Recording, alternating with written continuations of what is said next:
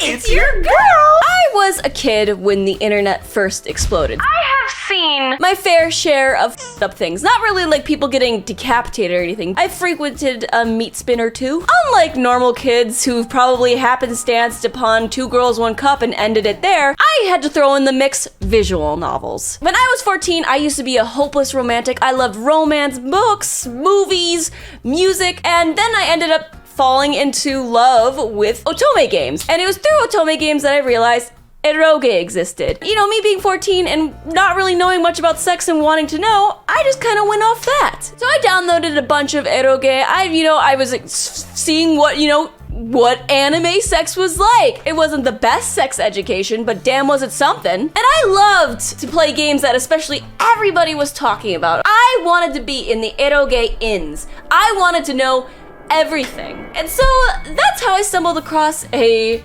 certain game. A game that I did not know anything about. I only saw the front cover and I saw everybody was flipping out about it and it got me interested. And it was the first traumatic thing that I have ever experienced to the deepest of my bones online. And for me, that title was Sayana Uta. Now nowadays, I think saying Sayana Uta is maybe the most traumatic game or most this, that, and the other kind of game or extreme game or anything like that. It's kind of a bit much. But for your first one, I think it's fair to say that. Especially when you were as young as me. But before we begin with the video, I'd like to give thanks to today's sponsor, ExpressVPN. ExpressVPN is a privacy and security tool that masks your IP address, as well as encrypts your internet usage. There is all sorts of information gathered from you when you go online without using a VPN. Even at home, your ISP can still view your browsing history if you're not using a VPN and can legally sell your browser data to advertisers. Ever had the urge to watch Netflix shows that are blocked in your region?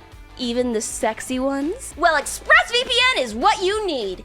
Truthfully, I love to use ExpressVPN to get access to Korean Netflix so I can watch all of the K-dramas that my heart so chooses. You're missing out on so many shows. Even some countries don't have Mashoko Tensei. Can you believe that? Right now, you can get ExpressVPN for free for 3 months by visiting the link in the description. Or you can type in expressvpn.com/Sydsnap. Please make sure to check it all out. Either way, thank you guys again, and ta-da! Now, this isn't a strict game review or anything. I'm not gonna go into detail about a lot of things. This is honestly just kind of like my thoughts and kind of thinking about the trauma I had when I was younger regarding Sayana Uta.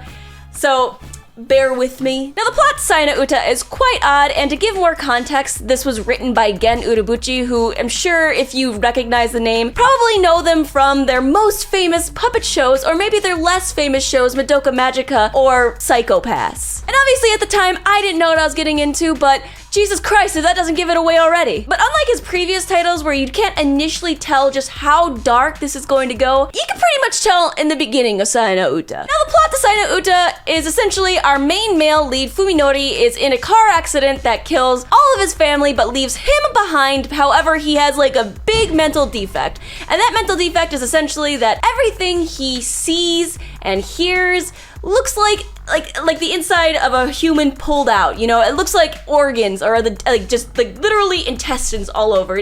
Everything is just dead and grotesque. Even the things he eats essentially looks and tastes like vomit. Friends that he used to have and care for don't even look like people anymore. They look like grotesque monsters. The only thing that even somewhat resembles a human to him anymore is our main female lead, whose name I'm sure everybody's gonna forget because it's not like it's in the title or anything.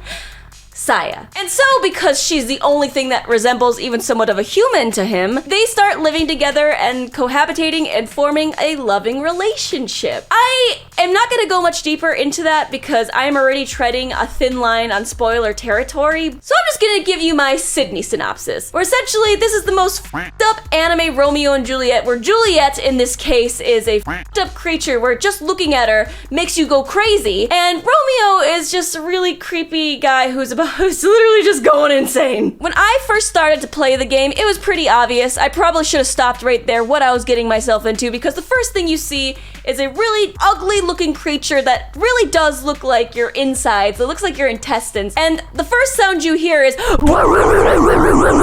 initially thought that my speakers were just completely like blew up. Essentially, my computer was trying to preemptively spare me out of the duppery that I was getting myself into. But nope, that is actually just the game's initial audio. Now, some of the more scarring things were definitely immediately just from the artwork alone, which is like everything he sees looks like an inside out person. And then hearing the sounds and how kind of creepy, like unsettling, hearing like the constant seeing his perspective is jarring and unsettling and slightly traumatizing to somebody who's just started playing Eroge. And honestly, the sound effects were top notch at trauma. Like, there is a scene, and this is just like a slight spoiler, please skip to this part if you don't want to hear. It's not a big one or anything. There's a scene essentially where Fuminori, of course he can't really taste anything, everything tastes bad to him, but he walks into the house and he sees Saya eating something, a jello-like substance. He decides to try it himself and it's delicious. What do you know? It's human flesh. And the sounds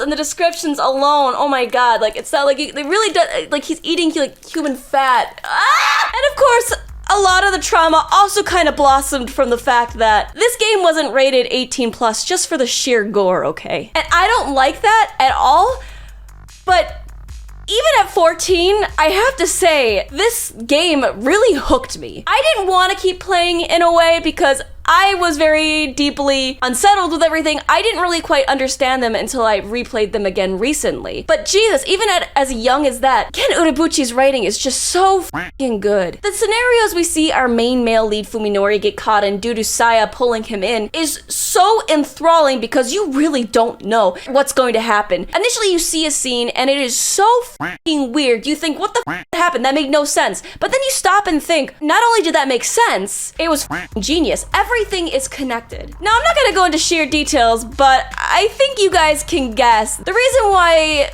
Saya appears normal to Fuminori isn't really an accident. There's a reason for it. And the reason she came to him, it wasn't really entirely due to fate. Saya is a disgusting creature from God knows where. Adds a certain flair to the story about a guy who lost his family, essentially lost everything, lost the world that he knew. Everything is deformed, and he was so close to giving up. When she appeared, he finally had hope. He finally found love. He gained so much hope that he would do anything to protect her or do anything she wants. So much so that it calls into a psychological question of what is the line, what is the limit towards having hope, and how much are you going to fight for it? And what is the limit to what you do for somebody you love? And let me tell you, what he does, I think, crossed a little bit of the line there. It crossed a little bit of the limit. But it goes to show, is there a limit when you have nothing left? One of the most other captivating things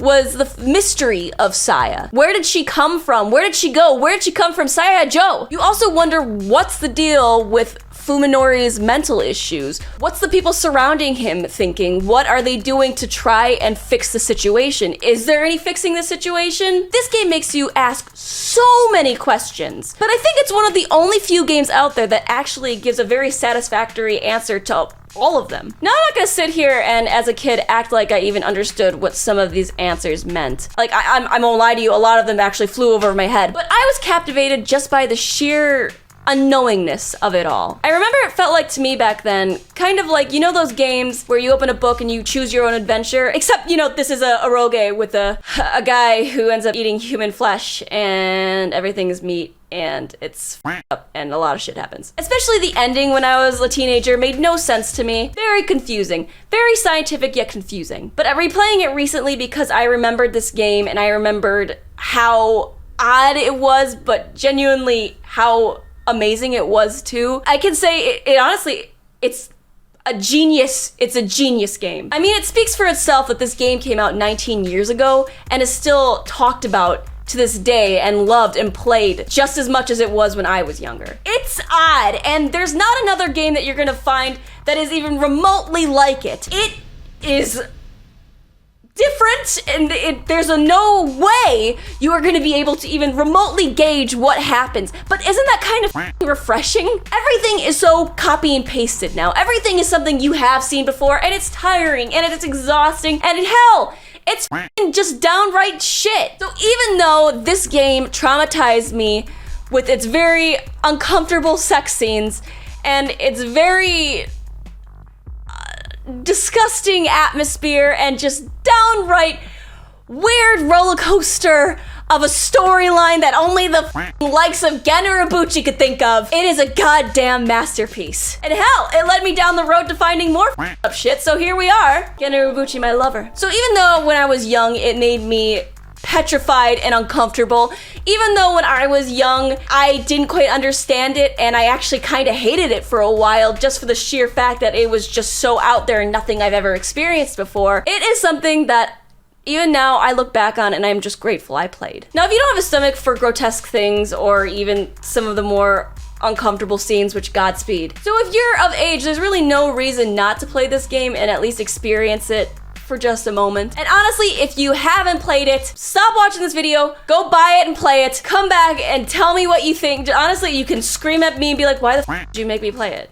Why the fuck? I have high trust that you won't. I think you'll probably thank me. I think you probably put me in your wills when you're old and think, damn, that bitch, she introduced me to some good shit. So yes, thank you Sayana Uta for being so f***ing weird, but so delightfully beautiful at the same time. And thank you, my viewers, for watching this video. Please make sure to like, comment, and subscribe. And if you are thinking about supporting this channel, because none of my videos are monetized, this is also my job, then please type in this link here, or check the link in the description because it's honestly right there. It's literally just clickable. Thank you guys again, and ta-da!